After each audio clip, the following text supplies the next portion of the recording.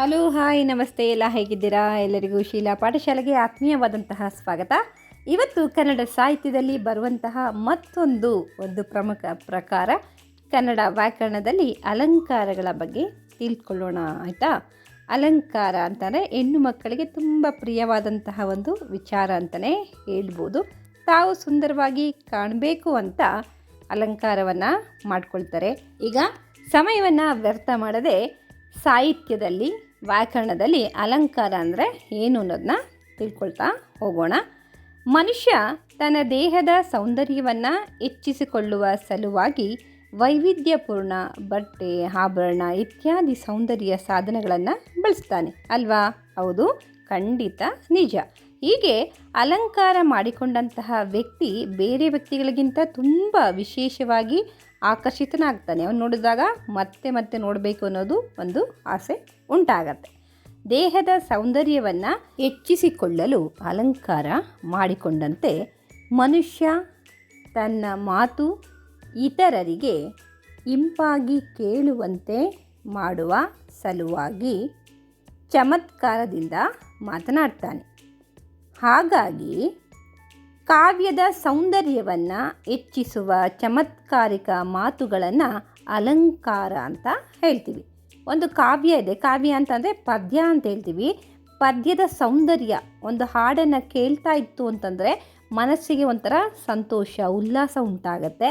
ಅಂತಹ ಶಬ್ದ ಚಮತ್ಕಾರಿಕವಾದಂತಹ ಪದಗಳ ಬಳಕೆಯಿಂದ, ಅರ್ಥದಿಂದ ಏನಾಗುತ್ತೆ, ಓದುಗರ ಮನಸ್ಸಲ್ಲಿ ಒಂಥರ ಸಂತೋಷ ಮೂಡುತ್ತೆ. ಅದನ್ನು ಅಲಂಕಾರ ಅಂತ ಇಲ್ಲಿ ಹೇಳ್ತಾರೆ. ಕಾವ್ಯದ ಸೌಂದರ್ಯವನ್ನು ಹೆಚ್ಚಿಸುವಂತಹ ಚಮತ್ಕಾರಿಕ ಮಾತುಗಳನ್ನು ಅಲಂಕಾರ ಅಂತ ಹೇಳ್ತೀವಿ. ಈ ಅಲಂಕಾರದಲ್ಲಿ ಶಬ್ದಾಲಂಕಾರ ಮತ್ತು ಅರ್ಥಾಲಂಕಾರ ಎಂಬ ನೋಡಿ, ಶಬ್ದಾಲಂಕಾರ ಮತ್ತು ಅರ್ಥಾಲಂಕಾರ ಎಂಬ ಎರಡು ವಿಧಗಳಿವೆ. ಎಷ್ಟು ವಿಧಗಳಿದೆ? ಎರಡು ವಿಧಗಳು ಬರುತ್ತೆ. ನಾವು ಹೇಗೆ ಸುಂದರವಾಗಿ ಕಾಣಬೇಕು ಅಂತ ಅಲಂಕಾರವನ್ನು ಮಾಡ್ಕೊಳ್ತೀವೋ ಅದೇ ರೀತಿ ಕಾವ್ಯದ ಸೌಂದರ್ಯವನ್ನು ಹೆಚ್ಚು ಮಾಡ್ಕೊಳ್ಳೋದೆ ಅಲಂಕಾರ ಅಂತ ಇಲ್ಲಿ ಹೇಳ್ತೇವೆ. ಈಗ ಶಬ್ದಾಲಂಕಾರ ಅಂದ್ರೇನು ಅಂತ ನೋಡೋಣ. ಶಬ್ದಗಳ ಜೋಡಣೆಯ ಚಮತ್ಕಾರದಿಂದ ಕಾವ್ಯದ ಸೌಂದರ್ಯ ಹೆಚ್ಚಿದರೆ ಅದನ್ನು ಶಬ್ದಾಲಂಕಾರ ಎನ್ನುತ್ತಾರೆ. ಶಬ್ದಗಳ ನಾವು ಕೇಳಿಸ್ಕೊಳ್ಳುವಂತಹ ಪ್ರತಿಯೊಂದು ಶಬ್ದದ ಒಂದು ಶಬ್ದ ಏನಿದೆ, ಸದ್ದೇನಿದೆ, ಅದರಿಂದ ಚಮತ್ಕಾರ ಉಂಟಾಯಿತು ಅಂತಂದರೆ ಅದನ್ನು ಶಬ್ದಾಲಂಕಾರ ಅಂತ ಹೇಳ್ತೀವಿ. ಇದರಲ್ಲಿ ಮತ್ತೆ ಅನುಪ್ರಾಸ, ಯಮಕ ಮತ್ತು ಚಿತ್ರಕವಿತ್ವ ನೋಡಿ, ಇಲ್ಲಿ ಅಂಡರ್ಲೈನ್ ಮಾಡಿ ನಿಮಗೆ ತೋರಿಸ್ತಾ ಇದ್ದೀನಿ. ಅದರಲ್ಲಿ ಒಟ್ಟು 3 ವಿಧಗಳು ಬರುತ್ತೆ. ಯಾವುದರಲ್ಲಿ? ಶಬ್ದಾಲಂಕಾರದಲ್ಲಿ. ಆಯಿತಾ? ಮತ್ತು ಅದನ್ನು ಅನುಪ್ರಾಸವನ್ನು ವ್ಯತ್ಯಾನುಪ್ರಾಸ ಮತ್ತು ಚೇಕಾನುಪ್ರಾಸ ಎಂದು ವಿಭಾಗ ಮಾಡಲಾಗಿದೆ. ಆಯಿತಾ? ಅನುಪ್ರಾಸ ಏನು ಕಾಣ್ತಿದೆ ಶಬ್ದಾಲಂಕಾರದಲ್ಲಿ ಮೊದಲನೇ ವಿಧ, ಅದರಲ್ಲಿ 2 ವಿಧ ಬರುತ್ತೆ. ಒಂದು ವ್ಯತ್ಯಾನುಪ್ರಾಸ, ಚೇಕಾನುಪ್ರಾಸ. ಅರ್ಥ ಆಯ್ತಲ್ವಾ? ಈಗ ಅರ್ಥಾಲಂಕಾರ ಅಂದರೆ ನೋಡೋಣ. ಕಾವ್ಯದಲ್ಲಿ ಬಳಸಲಾದ ಪದಗಳ ಅರ್ಥ ಚಮತ್ಕಾರದಿಂದ ಕಾವ್ಯದ ಸೌಂದರ್ಯ ಹೆಚ್ಚಾದರೆ ಅದನ್ನು ಅರ್ಥಾಲಂಕಾರ ಎನ್ನುತ್ತಾರೆ. ಕಾವ್ಯದಲ್ಲಿ, ಪದ್ಯದಲ್ಲಿ ಬಳಸಿರುವಂತಹ ಅರ್ಥಗಳೇನಿದೆ, ಉದಾಹರಣೆಗೆ ಭೂಮಿ ಎನ್ನುವಂತಹ ಪದವನ್ನು ತೆಗೆದುಕೊಂಡಾಗ ಪೃಥ್ವಿ, ಇಳೆ, ಧರೆ, ಧರಿತ್ರಿ, ವಸುದೆ ಅಂತ ಹೇಳ್ತೀಯಲ್ಲ, ಆ ರೀತಿ ಅರ್ಥ ಚಮತ್ಕಾರದಿಂದ ಕಾವ್ಯದ ಸೌಂದರ್ಯ ಹೆಚ್ಚಾಯಿತು ಅಂತಂದರೆ ಅದನ್ನು ಅರ್ಥಾಲಂಕಾರ ಅಂತ ಹೇಳ್ತೀವಿ. ಇದರಲ್ಲಿ 100ಕ್ಕೂ ಮಿಕ್ಕಿದ ಅಲಂಕಾರಗಳಿವೆ. ಅರ್ಥಾಲಂಕಾರ 100ಕ್ಕಿಂತ ಜಾಸ್ತಿ ಅಲಂಕಾರ ಇದೆ. ಇವುಗಳಲ್ಲಿ ಬರುವ ಉಪಮೇಯ ಉಪಮಾನಗಳ ಸಹಾಯದಿಂದ ಅದು ಯಾವ ಅಲಂಕಾರ ಅಂತ ನಿರ್ಧರಿಸಲಾಗತ್ತೆ. ಆಯಿತಾ? ಉಪಮೇಯವನ್ನು ವರ್ಣ್ಯ ಎಂತಲೂ ಕರೆಯುವರು. ಅಂದರೆ ಅಲಂಕಾರಿಕ ವಾಕ್ಯದಲ್ಲಿ ಯಾವ ವಸ್ತುವನ್ನು ಕುರಿತು ವರ್ಣಿಸಲಾಗುತ್ತದೆಯೋ ಅದನ್ನೇ ವರ್ಣ್ಯ ಅಥವಾ ಉಪಮೇಯ ಅನ್ನಲಾಗತ್ತೆ. ಯಾವುದಾದ್ರೂ ಒಂದು ವಸ್ತುವನ್ನು ಹೋಲಿಕೆ ಮಾಡಿ ಹೇಳ್ತೀವಲ್ಲ, ಅದನ್ನು ಉಪಮೇಯ ಅಂತ ಹೇಳ್ತೀವಿ. ಉಪಮಾನವನ್ನು ಅವರ್ಣ್ಯ ಎಂತಲೂ ಕರೆಯುವರು. ಆಯಿತಾ? ಯಾವ ವಸ್ತುವನ್ನು ನೋಡಿ, ಇಲ್ಲಿ ಮಾರ್ಕ್ ಮಾಡಿ ತೋರಿಸ್ತಾ ಇದ್ದೀನಿ. ಯಾವ ವಸ್ತುವನ್ನು ಆಧರಿಸಿ ಅಥವಾ ಮಾನವಾಗಿಟ್ಟುಕೊಂಡು ವರ್ಣಿಸಲಾಗುತ್ತದೆಯೋ ಅದೇ ಅವರ್ಣ್ಯ ಅಥವಾ ಉಪಮಾನ ಅಂತ ಹೇಳ್ತೀವಿ. ಸೀತೆಯ ಮುಖ ಕಮಲದಂತೆ ಅಂತ ಹೇಳುವಾಗ ಸೀತೆಯ ಮುಖವನ್ನು ಕಮಲಕ್ಕೆ ಹೋಲಿಕೆಯನ್ನು ಮಾಡ್ತೀವಿ, ಅದನ್ನು ಉಪಮಾನ ಅಂತ ಹೇಳ್ತೀವಿ. ಉಪಮಾಲಂಕಾರ, ಇಲ್ಲಿ ಉಪಮಾ ಅಂತಂದರೆ ಅರ್ಥ ತಿಳ್ಕೊಳ್ಳಿ, ಹೋಲಿಕೆ, ಒಂದಕ್ಕೊಂದು ಹೋಲಿಕೆಯನ್ನು ಮಾಡೋದು ಅಂತ ಅರ್ಥ. ಯಾವ ಅಲಂಕಾರದಲ್ಲಿ ಉಪಮೇಯ ಉಪಮಾನಗಳೊಳಗೆ ಉಪಮಾ ಹೋಲಿಕೆ ಇರುತ್ತದೆಯೋ ಆ ಅಲಂಕಾರವೇ ಉಪಮಾಲಂಕಾರ. ಹೋಲಿಕೆ ಮಾಡಬೇಕು. ಈ ಸೀತೆ ಮುಖನ ಕಮಲಕ್ಕೆ ಹೋಲಿಕೆಯನ್ನು ಮಾಡಿದರೆ ಅದನ್ನು ಉಪಮಾಲಂಕಾರ ಅಂತ ಹೇಳ್ತೀವಿ. ಉಪಮೇಯ ಉಪಮಾನ ಉಪಮಾಲಂಕಾರ ಅನ್ನೋದು ಇಷ್ಟು ಇಲ್ಲಿ ಬರುತ್ತೆ. ಒಂದು ಉದಾಹರಣೆ ಸಾಲನ್ನು ನೋಡೋಣ. ಮನೋರಮೆಯ ಹಣೆ ಬಾಲಚಂದ್ರನಂತೆ ಆಕರ್ಷಣೀಯವಾಗಿತ್ತು ಅಂತ ಒಂದು ಸಾಲಿದೆ. ಇಲ್ಲಿ ಮನೋರಮೆಯ ಹಣೆ ಅರ್ಧ ಚಂದ್ರಾಕೃತಿಯಲ್ಲಿದೆ ಎಂದು ಹೇಳುವ ಬದಲಿಗೆ ಬಾಲಚಂದ್ರನಂತೆ ಆಕರ್ಷಣೀಯವಾಗಿತ್ತು ಎಂದು ಹೇಳಲಾಗಿದೆ. ಇದ್ದದ್ದನ್ನು ಇದ್ದಾಗಿ ಹೇಳೋದಿಲ್ಲ, ಸ್ವಲ್ಪ ಹೋಲಿಕೆ ಮಾಡಿ ಆಕರ್ಷಣೀಯ ರೀತಿಯಲ್ಲಿ ಹೇಳ್ತಾರೆ. ಅದನ್ನು ಇಲ್ಲಿ ಉಪಮಾಲಂಕಾರ ಅಂತ ಹೇಳ್ತೀವಿ. ಆಯಿತಾ? ಇಲ್ಲಿ ನೋಡ್ಕೊಳ್ಳಿ, ಮನೋರಮೆಯ ಹಣೆಯನ್ನು ವರ್ಣನೆ ಮಾಡ್ತಿರೋದ್ರಿಂದ ಇಲ್ಲಿ ಅದನ್ನು ಉಪಮೇಯ ಅಂತ ಹೇಳ್ತೀವಿ. ಬಾಲಚಂದ್ರನನ್ನು ಆಧಾರವಾಗಿಟ್ಕೊಂಡು, ಯಾರನ್ನು ಇಲ್ಲಿ ಆಧಾರವಾಗಿಟ್ಕೊಂಡಿದ್ದಾರೆ? ಬಾಲಚಂದ್ರನನ್ನು ಅಂತ ಹೇಳ್ತೀವಿ. ಅರ್ಧ ಚಂದ್ರಾಕೃತಿ ಅಂತ ಹೇಳ್ತೀವಿ. ಅದನ್ನು ಆಧಾರವಾಗಿಟ್ಕೊಂಡು ಮನೋರಮೆಯ ಹಣೆಯನ್ನಲ್ಲಿಗೆ ಹೋಲಿಕೆಯನ್ನು ಮಾಡ್ತಾರೆ, ಅದನ್ನು ಉಪಮಾನ ಅಂತ ಹೇಳ್ತೀವಿ. ಉಪಮೇಯಕ್ಕೂ ಉಪಮಾನಕ್ಕೂ ಹೋಲಿಕೆಯನ್ನು ಹೇಳುವಂತಹ ಅಂತೆ, ಹೋಲ್, ಹೋಲ್ ಮುಂತಾದಂತಹ ಪದಗಳನ್ನು ಇಲ್ಲಿ ವಾಚಕ ಪದಗಳು ಅಂತ ಹೇಳ್ತೀವಿ. ಇಲ್ಲಿ ಅಂತೆ ಎಂಬುದು ವಾಚಕ ಪದ. ಆಯಿತಾ? ಉಪಮೇಯಕ್ಕೂ ಉಪಮಾನಕ್ಕೂ ಸಮಾನವಾಗಿ ಹೊಂದಿಕೆಯಾಗುವಂತಹ ಕ್ರಿಯಾಪದವನ್ನು ಸಮಾನ ಧರ್ಮ ಅಂತ ಹೇಳ್ತೀವಿ. ಆಯಿತಾ? ಇಲ್ಲಿ ಆಕರ್ಷಣೀಯವಾಗಿತ್ತು ಎಂಬುದು ಇಲ್ಲಿ ಸಮಾನ ಧರ್ಮ ಆಗತ್ತೆ. ಉಪಮೇಯಕ್ಕೂ ಉಪಮಾನಕ್ಕೂ ಹೋಲಿಕೆಯನ್ನು ಹೇಳಿರುವುದರಿಂದ ಇದನ್ನು ಉಪಮಾಲಂಕಾರ ಅಂತ ಹೇಳ್ತೀವಿ. ಇಷ್ಟು ಇವತ್ತು ಹೇಳೋದಕ್ಕೆ ನಿಮಗೆ ಪ್ರಯತ್ನವನ್ನು ಮಾಡಿ. ತುಂಬ ಮುಖ್ಯವಾದಂತಹ ಇಂಪಾರ್ಟೆಂಟ್ ಆಗಿರುವಂತಹ ಒಂದು ಮಾಹಿತಿ.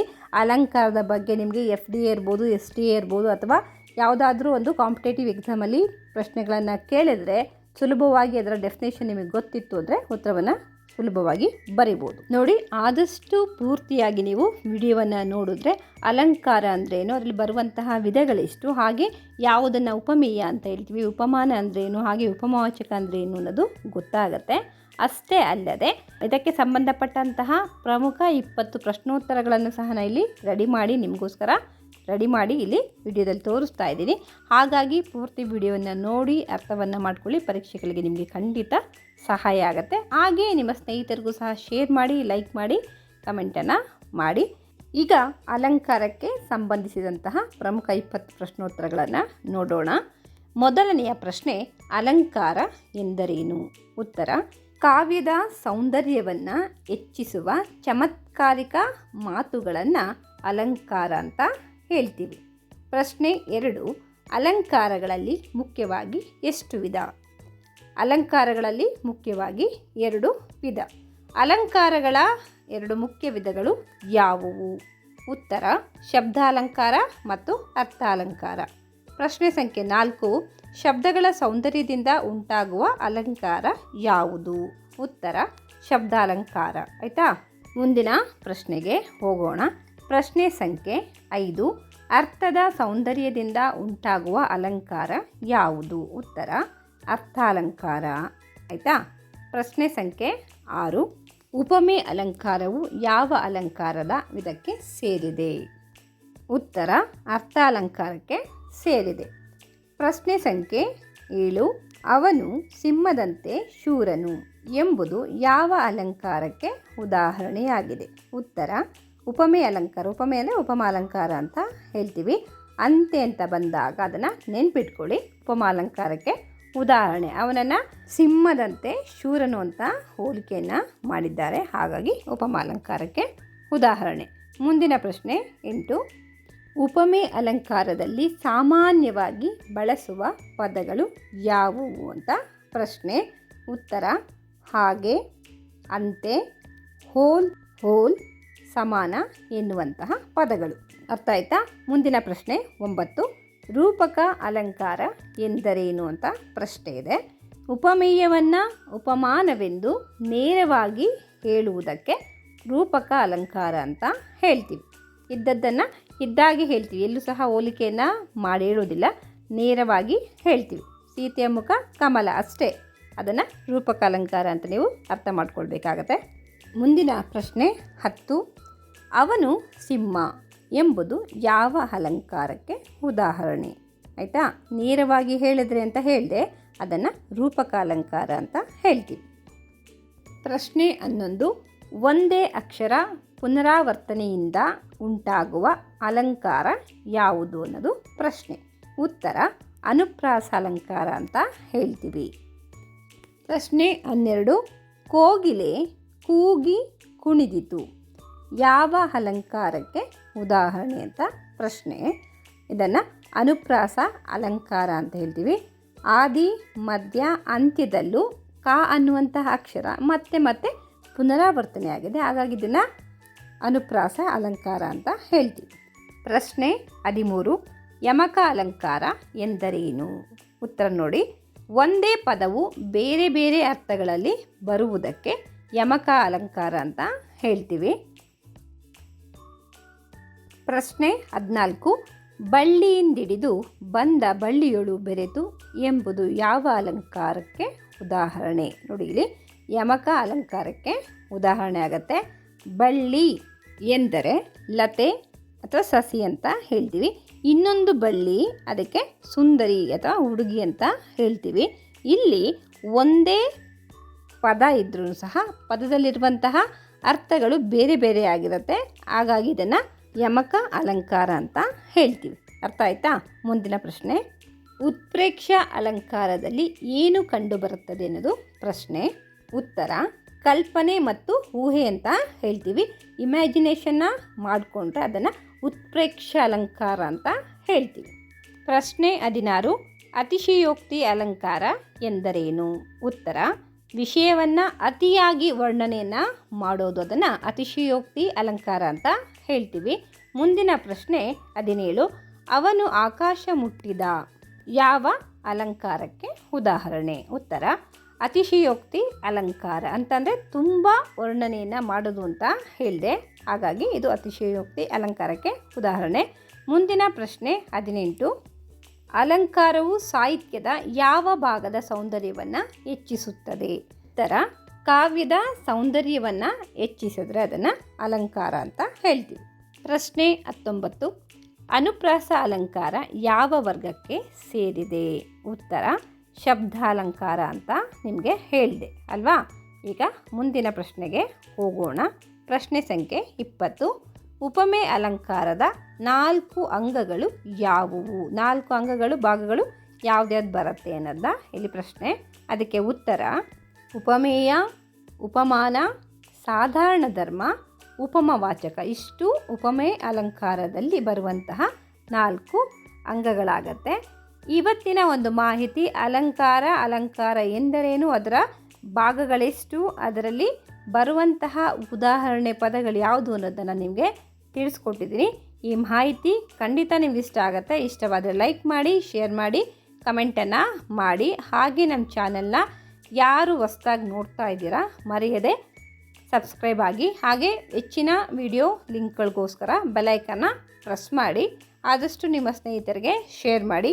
ನೋಡಿ ಸ್ನೇಹಿತರೆ, ಸಾಹಿತ್ಯಕ್ಕೆ ಸಂಬಂಧಪಟ್ಟಂತಹ ಎಲ್ಲ ವಿಚಾರಗಳನ್ನು, ಹಾಗೆ ಕನ್ನಡ ವ್ಯಾಕರಣಕ್ಕೆ ಸಂಬಂಧಪಟ್ಟಂತಹ ಎಲ್ಲ ಒಂದು ಭಾಗವನ್ನು ತಿಳಿಸುವಂತಹ ಪ್ರಯತ್ನ, ಹಾಗೆ ಸಮಾಜ ವಿಜ್ಞಾನ TET ಪರೀಕ್ಷೆ ಇರ್ಬೋದು, STA ಪರೀಕ್ಷೆ ಇರ್ಬೋದು, ಅಥವಾ FDA, SSLC PUC ಮಕ್ಕಳ ಪಾಠ ಮತ್ತು ಅದರ ವಿವರಣೆ, ಪ್ರಶ್ನೋತ್ತರಗಳ ಬಗ್ಗೆ ನಿಮಗೆ ಪೂರ್ತಿ ಮಾಹಿತಿಯನ್ನು ತಿಳಿಸಿಕೊಡುವಂತಹ ಪ್ರಯತ್ನ ನನ್ನದು. Thank you for watching. ಮತ್ತೆ ನಾಳೆ ಹೊಸ ವಿಚಾರದೊಂದಿಗೆ ನಾನು ವಿಡಿಯೋನ ಮಾಡ್ಕೊಂಡು ಬರ್ತೀನಿ. ಅಲ್ಲಿವರೆಗೂ ಟೇಕ್ ಕೇರ್, ಬಾಯ್.